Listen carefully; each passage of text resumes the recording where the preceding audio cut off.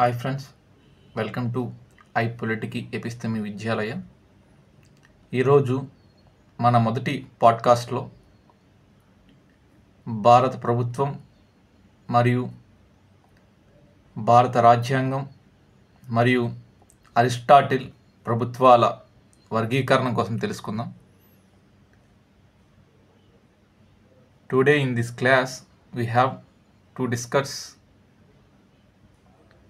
Indian government and Indian constitution and Aristotle's classified governments. అయితే భారత ప్రభుత్వం లేదా రాజ్యాంగం కోసం తెలుసుకునే ముందు అసలు ప్రభుత్వం అంటే ఏంటి?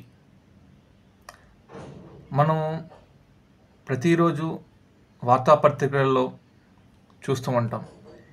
ఇండియా అనేది అతిపెద్ద ప్రజాస్వామ్య దేశం అని, గణతంత్ర రాజ్యం అని వింటూ ఉంటాం. అయితే ఇవన్నీ ఒక కొత్త పదాలుగా ఉంటాయి. అంటే ఇంతవరకు విన్నవారికి ఆ పదాలన్నీ కొత్త పదాలుగా ఉంటాయి. అసలు రాజ్యాంగం అంటే ఏంటి, గణతంత్రం అంటే ఏంటి, అది పెద్ద ప్రజాస్వామ్య దేశం అంటే ఏంటి అని. సో ప్రభుత్వం కోసం ముందుగా మనం తెలుసుకుందాం. ప్రభుత్వం అంటే ఒక దేశానికి కానీ రాష్ట్రాల సముదాయానికి కానీ కావలసిన అధికార యంత్రాంగమే ప్రభుత్వం. ఏంటి, ఒక దేశానికి కానీ లేదా రాష్ట్రాల సముదాయానికి కానీ కావలసిన అధికార యంత్రాంగమే ప్రభుత్వం. అయితే ప్రతి దేశానికి ప్రభుత్వం కావాలంటే ప్రభుత్వం కావాలి. కాకపోతే ఆ ప్రభుత్వం అనేది ఒక్కొక్క దేశంలో ఒక్కొక్కలా ఉంటుంది. ఇప్పుడు మనం చూస్తే ప్రపంచంలో 196 దేశాలు ఉన్నాయి. అంటే ప్రపంచంలో 196 దేశాలు ఉన్నాయి. అంటే నేను ఐక్యరాజ్య సమితిలో ఉన్న దేశాల కోసం నేను ప్రస్తావిస్తున్నాను. ప్రపంచంలో 196 దేశాలు ఉన్నాయి. ఈ 196 దేశాల్లో రకరకాల ప్రభుత్వాలు రకరకాలుగా ఉంటాయి, రకరకాలుగా పాలిస్తారు. అయితే ప్రభుత్వం కోసం ఇది ఎట్లా ఉంటుంది అంటే అధికార యంత్రాంగం ఎట్లా ఉంటుందని ఎవరు చెప్పారు? అంటే అసలు ఏ దేశంలో మొదటగా ఉద్భవించిందంటే ప్రభుత్వం అనేది క్రీస్తు పూర్వం గ్రీస్ కంట్రీలో ఉద్భవించింది. అప్పట్లో రాజులు పరిపాలించేవాళ్ళు గ్రీస్ని. అలా పరిపాలించు గ్రీకు కంట్రీస్లో తత్వవేత్తలు చాలా ఎక్కువ మంది ఉండేవారు ఆ కాలంలో. సో వాళ్ళు ప్రస్తావించిన అంటే ప్రభుత్వం ఎట్లా ఉండాలి, అంటే లోపల యంత్రాంగం ఎట్లా ఉండదని వాళ్ళు విశ్లేషించారు. అలా విశ్లేషించే వారిలో మొదటివారు ప్లేటో. ఎవరు ప్రభుత్వం కోసం మొదటగా వివరించింది? ప్లేటో. అంటే ఆ రాజ్యంలో ఉన్న అధికార యంత్రాంగం మొత్తం చూసి ప్లేటో మొదటిసారిగా చెప్పారు. అయితే ప్లేటో తర్వాత ఆయన శిష్యుడైనటువంటి Aristotle, who is the father of political science అంటే అరిస్టాటిల్. ప్లేటో గారు కూడా ప్రభుత్వం కోసం చెప్పారు. కాకపోతే అరిస్టాటిల్ అనే ఆయన సుమారుగా అప్పట్లో ఉన్న 158 దేశాల యొక్క రాజ్యాంగాలను క్షుణ్ణంగా విశ్లేషించి ప్రభుత్వం అంటే ఎట్లా ఉంటుంది అని చెప్పారు. సో అందుకోసమే అరిస్టాటిల్ అనేవారు రాజనీతి శాస్త్ర పితగా పేర్కొన్నారు. Aristotle is the father of political science. So Aristotle ఈ 158 దేశాల రాజ్యాంగాలను క్షుణ్ణంగా విశ్లేషీకరించి ప్రభుత్వం పట్ల ఒక అవగాహనకు వచ్చారు. అలా అవగాహనకు వచ్చిన దాంట్లో ఆయన ఒక 2 సూత్రాలు కనుగొన్నారు. అందులో మొదటి సూత్రం పాలకుల సంఖ్య, రెండవ సూత్రం పాలకుల లక్ష్యం. ఈ 2 దాంట్లోటే ఆయన చెప్పేశారు. పాలకుల సంఖ్య అంటే ఎంతమంది పాలకులు ఉంటే ఒక రాజ్యాన్ని మనం అంటే ఒక సరళీకృతంగా అంటే బాగా పరిపాలించగలం. ఒక రాజ్యంలో తీసుకుంటే సేనాధిపతి కావాలి, నెక్స్ట్ ఆర్థిక మంత్రి కావాలి, ఇట్లా ఎంతమంది పాలకుల సంఖ్య కావాలని ఆయన మొదటి సూత్రం చెప్తుంది. ఆయన రెండవ సూత్రం పాలకుల లక్ష్యం. ఈ ఎన్నుకోబడిన పాలకులు లక్ష్యం, ఆ లక్ష్యము ప్రజా శ్రేయస్సు కొరకు అయితే దాన్ని మంచి పాలనగా, మంచి ప్రభుత్వాలని, పాలకుల లక్ష్యము వాళ్ళ స్వార్థ ప్రయోజనాల కోసం ఉపయోగించుకుంటే అంటే వాళ్ళ అధికారాన్ని, దాన్ని చెడు ప్రభుత్వాలని అన్నారు. అయితే అరిస్టాటిల్ ప్రభుత్వాల వర్గీకరణలో మనకి ముఖ్యంగా 3 రకాల ప్రభుత్వాల కోసం చెప్పారు ఆయన. అంటే అప్పుడున్న 158 రాజ్యాంగాలు అవగాహన చేసుకొని ప్రభుత్వాల వర్గీకరణ చేశారు. అందులో మొదటిది ఒక్కరి చేత పాలన, రెండవది కొద్దిమంది పాలన, మూడవది ఎక్కువ మంది పాలన. ఒక్క మంది పాలన అంటే రూల్ బై వన్ పర్సన్. ఒక్క మంది పాలనలో ఒకే వ్యక్తి పాలిస్తాడు. అందులో 2 రకాల ప్రభుత్వాల కోసం చెప్పారు ఆయన. అరిస్టాటిల్ ప్రభుత్వ వర్గీకరణలో 3 రకాల ప్రభుత్వాలు మనం చూడవచ్చు. అందులో ఒకే వ్యక్తి పాలన, కొద్దిమంది పాలన, ఎక్కువ మంది పాలన. ఈ ఒకే వ్యక్తి పాలనలో 2 రకాల ప్రభుత్వాలు ఉన్నాయి. అందులో మొదటిది మొనార్చీ, రెండవది టైరనీ. ఒకే వ్యక్తి పాలనలో 2 రకాల ప్రభుత్వాలు ఉన్నాయి. అందులో మొనార్చీ, 2 టైరనీ. మొనార్చీ అనేది ఒక గ్రీక్ పదం. ఈ గ్రీక్ పదం మొనార్చీ అంటే తెలుగులో రాజరికం. అంటే క్రీస్తు పూర్వం అంటే రాజ్యాలు అనేవి ఉండేవి. ఒక ప్రాంతం మొత్తం కలిపి ఒక రాజు పరిపాలించేవాడు. సో రాజు అంటే ప్రజా శ్రేయస్సు కొరకే పనిచేసేవాడు. సో ఆ రాజు పరిపాలించిన తర్వాత మిగతా రెండవ రాజు ఎవరు వచ్చేవారంటే రాజరికం. ఆ పేరులోటి ఉంది మనకి రాజరికం. అంటే ఆ రాజు చనిపోయిన తర్వాత అతను కొడుకు ఆ రాజ్యాన్ని పాలించేవాడు. సో దీన్ని మొనార్చీ ప్రభుత్వం అని అరిస్టాటిల్ గారు చెప్పారు. ఒకే వ్యక్తి పాలనలో రెండవ రకం ప్రభుత్వం అంటే టైరనీ. టైరనీ అంటే క్రూర పాలన. ఈ ఒకే వ్యక్తి పాలనలో చూసుకుంటే రాజు తన స్వార్థం చూసుకొని ప్రజా శ్రేయస్సుకి అంటే రాజ్యం కోసం రాజ్యాధికారం ఉపయోగించకుండా తన సొంత స్వలాభం కోసం ఉపయోగించుకుంటాడో దాన్ని టైరనీ అంటారు, క్రూర పాలన. అరిస్టాటిల్ ప్రభుత్వాల వర్గీకరణలో రెండవ పాలనలో చూసుకుంటే కొద్దిమంది పాలన. ఈ పాలనలో కూడా 2 రకాల ప్రభుత్వాలు ఉన్నాయి. అందులో మొదటిది అరిస్టోక్రసీ, రెండవది ఆలిగర్చీ. ఇందులో మనం చూస్తే అరిస్టాటిల్ గారు క్షుణ్ణంగా వివరించారు అసలు అరిస్టోక్రసీ అంటే ఏంటి. అరిస్టోక్రసీ అంటే ఒక ప్రాంతం తీసుకుంటే ఒక రాజ్యంలో ధనవంతులు ఉంటారు, విద్యావేత్తలు ఉంటారు, అందరుగా ఒక సమూహంగా ఏర్పడి అంటే ఉన్నత స్థానంలో ఉన్న వ్యక్తులు పాలించడాన్ని అరిస్టోక్రసీ అన్నారు. కొద్దిమంది పాలనలో రెండవది ఆలిగర్చీ. ఈ ఆలిగర్చీ అంటే మైనారిటీస్ అంటే కొద్దిమంది సమూహంగా ఏర్పడి పాలించే దాన్ని ఆలిగర్చీ అని అన్నారు ఆయన. సో మూడవది అరిస్టాటిల్ గారు చెప్పిన వాడు మూడో పాలనలో ఎక్కువ మంది పాలన. ఎక్కువ మంది పాలనలో 2 రకాల ప్రభుత్వాలు ఉన్నాయి. అందులో పాలిటీ, రెండవది డెమోక్రసీ. సో పాలిటీ అంటే ఇందులో కేంద్ర రాష్ట్ర ప్రభుత్వాలు ఉంటాయి. కేంద్ర రాష్ట్ర ప్రభుత్వాలు సత్సంబంధాలు ఏర్పరచుకొని పాలించడాన్ని పాలిటీ అన్నారు. అరిస్టాటిల్ అభిప్రాయంలో polity is the best government. Aristotle polity అనే దాన్ని ఒక బెస్ట్ గవర్నమెంట్గా చెప్పారు. ఇంకా రెండవది చూస్తే ఎక్కువ మంది పాలనలో రెండవది డెమోక్రసీ. ఇప్పుడే మనం చెప్పుకుందాం. డెమోక్రసీకి క్షుణ్ణంగా అర్థం అవ్వాలంటే ప్రజాస్వామ్యం. డెమోక్రసీ అంటే ప్రజాస్వామ్యం. ప్రజల కొరకు ప్రజల చేత ఏర్పడిన ప్రభుత్వాన్ని ప్రజాస్వామ్యం అని అంటారు. ఇది మాజీ అమెరికన్ ప్రెసిడెంట్ అబ్రహం లింకన్ గారు చెప్పారు. ఎలా చెప్తే అర్థమవుతుంది. సో ఈ డెమోక్రసీలో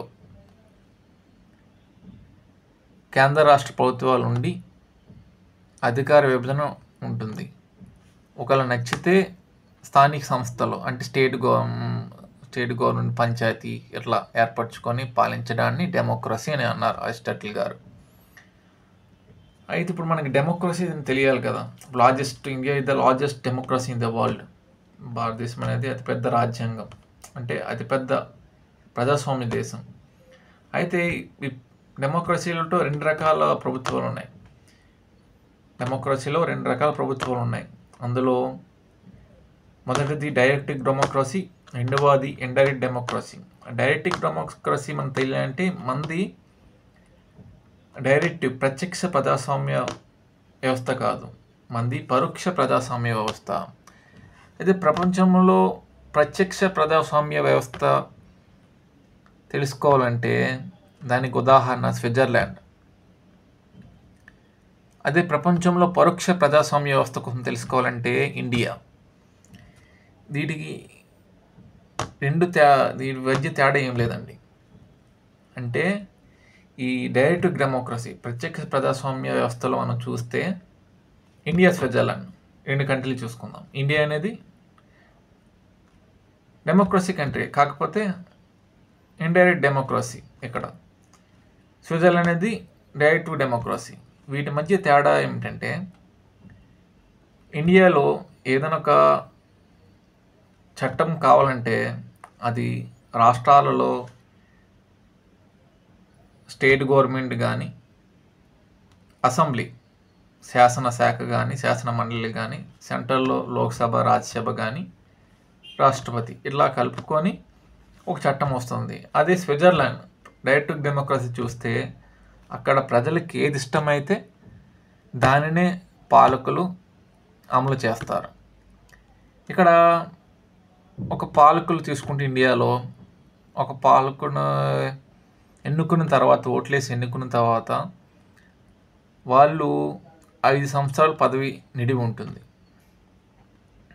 ఎమ్మెల్యేలు స్టేట్ గవర్నమెంట్స్, ఎంపీస్ కూడా అట్లానే. రాజ్యసభ ఎంపీలకి అయితే 6 సంవత్సరాలు. కానీ స్విట్జర్లాండ్లో పాలకుడు అనేవాడు సరిగ్గా పాలించకపోతే ప్రజలు వెంటనే తీసివేస్తారు. So Switzerland is the best government in the world. So అక్కడ డైరెక్ట్ డెమోక్రసీ ఉంటుంది. ఇండియాలో ఇండైరెక్ట్ డెమోక్రసీ, పరోక్ష ప్రజాస్వామ్య వ్యవస్థ.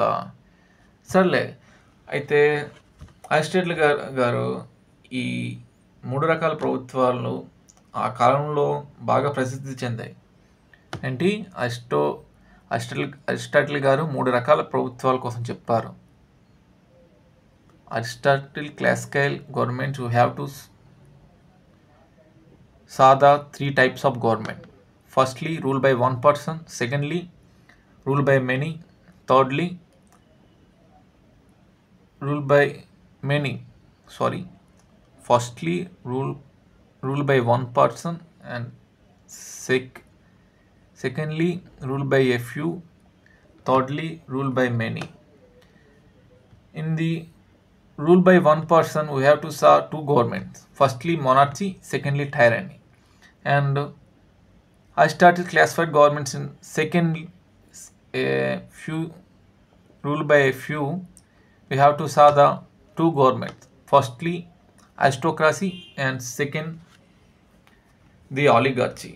And Aristotle's thoughts government rule by many. We have saw the two governments, firstly polity and secondly democracy. So ప్రభుత్వాల కోసం Aristotle గారు క్షుణ్ణంగా మొదటిసారిగా వివరించారు. అయితే ఇక మన భారతదేశ విషయానికి వచ్చేద్దాం.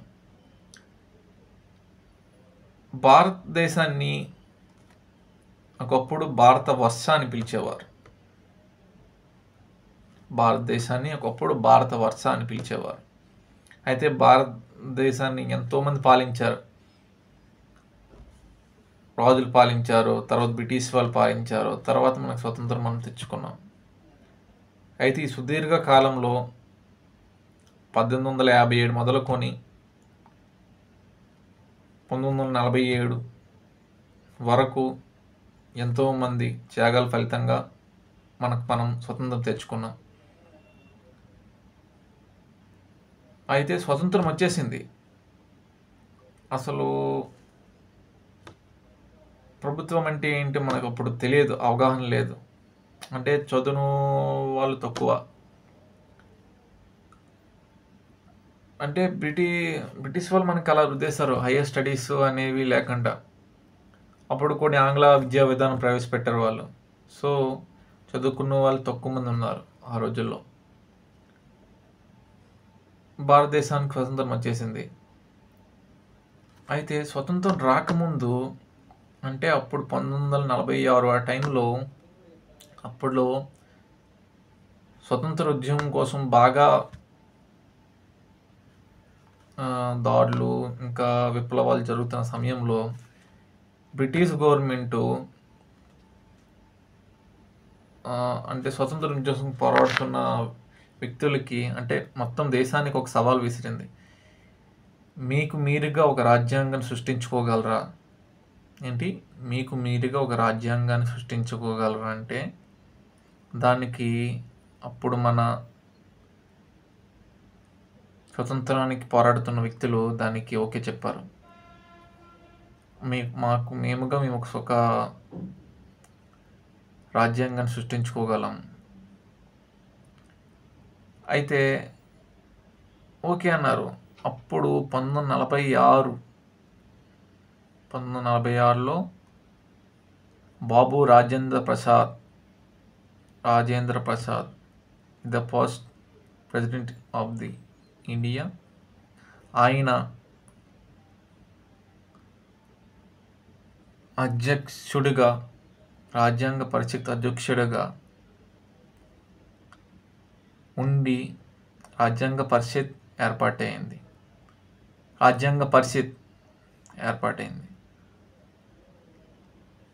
అయితే రాజ్యాంగం కోసం మనం మాట్లాడుకుంటున్నాం. కాకపోతే రాజ్యాంగం అంటే అసలు ఏంటి?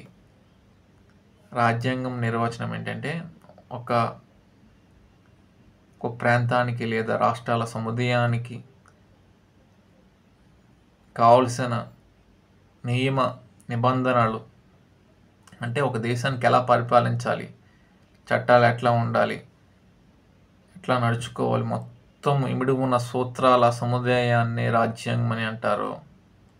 సో 1946లో రాజ్యాంగ పరిషత్ ఏర్పాటు అయింది. మనకి ఆగస్ట్ 15, 1947 రెండు దేశాలు రెండు భాగాలు విడిపోయి పాకిస్తాన్ ఒక దేశంగా, ఇండియా ఒక దేశంగా ఏర్పాటైంది. అయితే మనకు ఇప్పుడు అదే అతిపెద్ద సవాలు, రాజ్యాంగం లేదు అని. అప్పుడు రాజ్యాంగ పరిషత్ ఆగస్టు 29, 1947 తారీఖున ఆగస్టు 29వ తారీఖున 1947లో రాజ్యాంగ పరిషత్ అంబేద్కర్ గారు చైర్మన్గా ఒక ముసాయిదా కమిటీ, ఇక్కడ ముసాయిదా కమిటీ అంటే రాజ్యాంగాన్ని తయారు చేసే కమిటీ, ముసాయిదా కమిటీ అంటే రాజ్యాంగాన్ని తయారు చేసే కమిటీని ఏర్పాటు చేసింది. అప్పుడు ఈ ముసాయిదా కమిటీ రాజ్యాంగంని రాయటానికి పూనుకుంది. అయితే రాజ్యాంగంని మనం తయారు చేస్తున్నాం ఓకే, కాకపోతే మనకి ఎలాంటి రకమైన ప్రభుత్వం కావాలి? ఇంత పెద్ద దేశానికి ఎలాంటి రకమైన ప్రభుత్వం ఉంటే సరిపోద్ది? అప్పటికి ప్రపంచంలో రకరకాల ప్రభుత్వాలు ఉన్నాయి. ఇందాక మనము ప్రభుత్వ రకాల కోసం తెలుసుకున్నాం. ఇప్పుడు ప్రభుత్వాంగాల కోసం తెలుసుకోవాలి. అసలు ప్రభుత్వాంగం అంటే ఏంటి?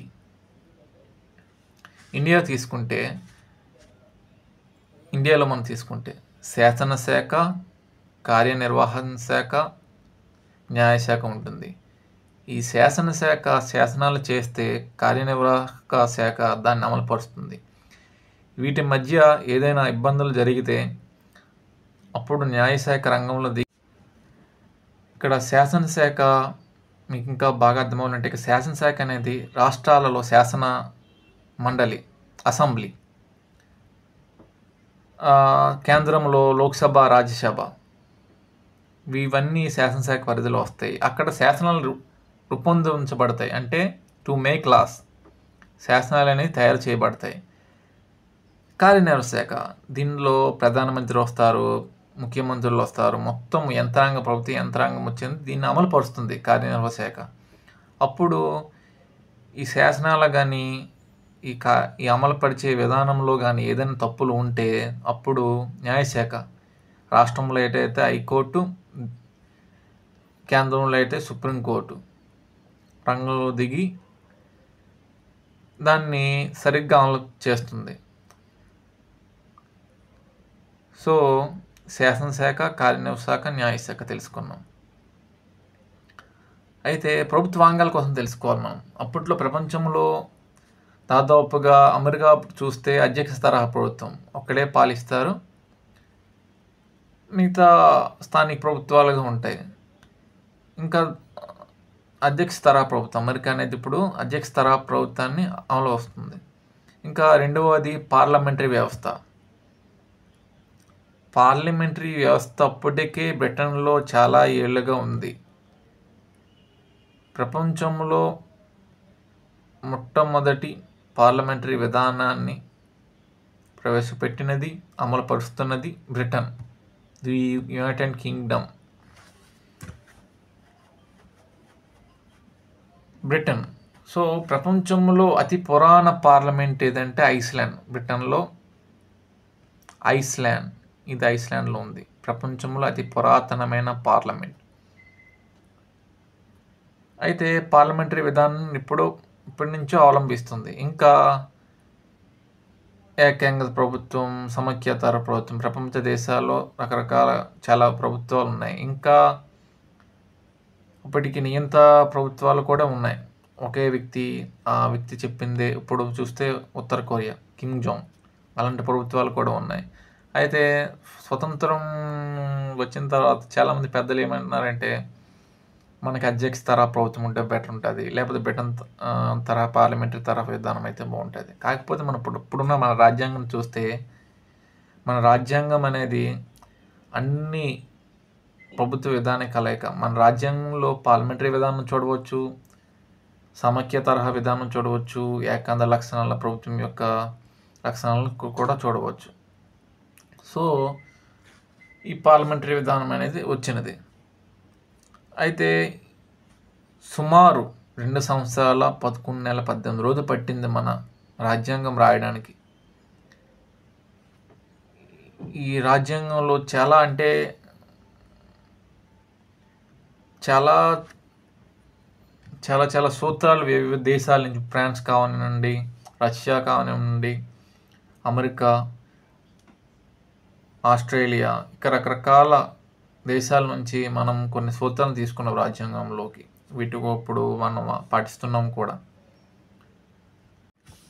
అంబేద్కర్ అధ్యక్షతన 2 సంవత్సరాల 11 నెలల 18 రోజులు రాసిన ఈ రాజ్యాంగం అనేది రాజ్యాంగ పరిషత్సే 1949 నవంబర్ 26న ఆమోదించబడింది. ఈ ఆమోదించబడిన రాజ్యాంగము 1950 జనవరి 26న అమల్లోకి వచ్చింది. 1950 జనవరి 26. అయితే చాలామందికి డౌట్ రావచ్చు, అసలు 1949 నవంబర్ 26నే ఆమోదించబడింది కదా, మళ్ళీ అన్ని రోజులు ఎందుకు తీసుకున్నారు అమలు చేయటానికి అంటే, మనకు స్వతంత్రం కోసం పోరాడుతున్న కాలంలో 1930 జనవరి 26 లాహోర్లో జరిగిన కాంగ్రెస్ సభలో మనల్ని స్వతహాగా సంపూర్ణ స్వరాజ్యాన్ని ప్రకటించుకున్నాం. ఏంటి? 1930 జనవరి 26న లాహోర్ అంటే ప్రస్తుతం పాకిస్తాన్లో జరిగిన కాంగ్రెస్ సభలో మనగా స్వతంత్రం వచ్చిందని ప్రకటించుకున్నాం. సో ఆ రోజుకు అప్పటి పెద్దలు ప్రాధాన్యతనిస్తూ 1950 జనవరి 26న రాజ్యాంగం అమల్లోకి వచ్చింది. ఈ అమల్లోకి వచ్చిన రాజ్యాంగమే ఇప్పుడు మనం పాటిస్తున్న ప్రతిదీ ఏ విధానం కావండి అది రాజ్యాంగం నుంచి రావాలి. సో ఇలా మన రాజ్యాంగం అమల్లోకి వచ్చింది. ఇలా సుమారుగా భారత రాజ్యాంగం అనేది అమల్లోకి వచ్చింది. అయితే భారత రాజ్యాంగం అమల్లోకి వచ్చేటప్పటికి మనం చూస్తే ఆర్టికల్ సంఖ్య అంటే అధికరణలు, తెలుగులో అధికరణలు అంటారు ఆర్టికల్స్ని, 395 అధికరణలు, 22 భాగాలు, 8 షెడ్యూళ్ళు అనేవి ఉన్నాయి. ఇప్పుడు మనం చూస్తే 2023 నవంబర్ వరకు మనం చూస్తే భారత రాజ్యాంగంలో అధికరణల సంఖ్య 448 మరియు 25 భాగాలు, 12 షెడ్యూళ్ళు అనేవి ఉన్నాయి. అయితే భారత రాజ్యాంగం విశిష్టత మనం తెలుసుకోవాలనుకుంటే భారతదేశంలో అతిపెద్ద లిఖిత రాజ్యాంగం, భారతదేశం అనేది అతిపెద్ద లిఖిత రాజ్యాంగం ప్రపంచంలో మొదటి లిఖిత రాజ్యాంగం అంటే అది అమెరికా. ప్రపంచంలో మొదటి లిఖిత రాజ్యాంగం అంటే అమెరికా. ప్రపంచంలో మొదటి లిఖిత అతిపెద్ద రాజ్యాంగం అంటే అది భారతదేశం. మరియు ప్రపంచంలో అతి పురాతనమైన పార్లమెంట్ అంటే ఐస్లాండ్లో ఉంది. ఇది ప్రపంచంలో అతి పురాతనమైన పార్లమెంట్. అయితే భారత రాజ్యాంగం 1950 జనవరి 26 అమలుకి వచ్చింది. దాదాపుగా స్వతంత్రం వచ్చి 76 సంవత్సరాలు గడుస్తుంది. ఈ 76 సంవత్సరాలలో చాలా సంఘటనలు జరిగాయి. కొత్త చట్టాలు వచ్చాయి. కొత్తగా భారతదేశం ఎక్కడకు అంటే డెవలప్మెంట్ చెందుతూ, కాకపోతే ఇప్పటికీ చాలా వరకు మారుమూల గ్రామాలు అంటే ఏజెన్సీ ప్రాంతాలలో అసలు రాజ్యాంగం అంటే ఏంటి తెలియట్లేదు. అంబేద్కర్ అంటే అసలు ఏం చేయట్లేదు. మెయిన్గా ఇండియా ముందుగా గ్రో అవ్వాలంటే మన చట్టాలు, మన రాజ్యాంగాల కోసం మనం తెలుసుకోవాలి. ఫస్ట్ ప్రపంచ దేశాల్లో వాళ్ళ చట్టాలు తెలుసు, అందుకోసమే వాళ్ళంతగా డెవలప్మెంట్ అయ్యి ఉన్నారు. ఇండియా వరకు వస్తే అవగాహన లేదు. మెయిన్లీ చట్టాల మీద అవగాహన ఉండొచ్చు, అందరికీ అవగాహన వచ్చి అంటే ఎక్కువ మంది చదువుకుంటారు అంటే బేసిక్ నాలెడ్జ్ అని ఉంటుంది. ఒక చట్టాల మీద ఇట్లా ఉంటాయి, ఇట్లా తప్పు చేస్తే ఇట్లా ఉంటుందని. సో మెయిన్లీ ఇండియాలో ఇప్పుడు కొద్దిగా తెలుసుకుంటున్నారు అసలు రాజ్యాంగం అంటే ఏంటి అనేది. మెయిన్లీ రాజ్యాంగం కోసం తెలుసుకోవాలి. నెక్స్ట్ చాలామంది అంటుంటారు రాజ్యాంగం మామూలు అంటే, అంబేద్కర్ రాజ్యాంగం రాసినప్పుడే చెప్పారు ఏదైనా ఒక విషయాన్ని కానీ ఏదైనా రాజ్యాంగం కోసం మెయిన్గా ఆయన ఏం చెప్పారంటే, రాజ్యాంగం అని ఎంతగా ఉపయోగిస్తే అది అంతగా రూపాంతరం చెందుతుంది, దాన్ని ఉపయోగించకపోవచ్చు అదొక చిత్తు కాగితంతో సమానం అని చెప్పారు. అంటే రాజ్యాంగం అనేది ఎంత బాగా అమలు అవుతే అది అంతగా రూపాంతరం చెందుతుంది. సో రాజ్యాంగం అనేది గొప్పది. సో ఈరోజు మొదటి పాడ్కాస్ట్లో భారత ప్రభుత్వం మరియు భారత రాజ్యాంగం మరియు అరిస్టాటిల్ ప్రభుత్వాల వర్గీకరణ తెలుసుకున్నాం. మరో క్లాస్లో మరొక టాపిక్తో మీ ముందుకు వస్తాను. అయితే మన యూట్యూబ్ ఛానల్ ఏమనేది కొద్దిగా వెరైటీగా ఉంటుంది. అది గ్రీక్ లాంగ్వేజ్లో వచ్చింది. ఐ పొలిటిక్ ఏపిస్తం విద్యాలయ, అంటే ఇది మనందరి విద్యాలయము. సో ఇందులో నేను హిస్టరీ, పాలిటీ, నెక్స్ట్ సాంస్క్రిట్, ఇట్లా వివిధ టాపిక్స్ అని చెప్తాను. మళ్ళొకసారి వేరే టాపిక్తో మీ ముందుకు వస్తాను. Thank you very much.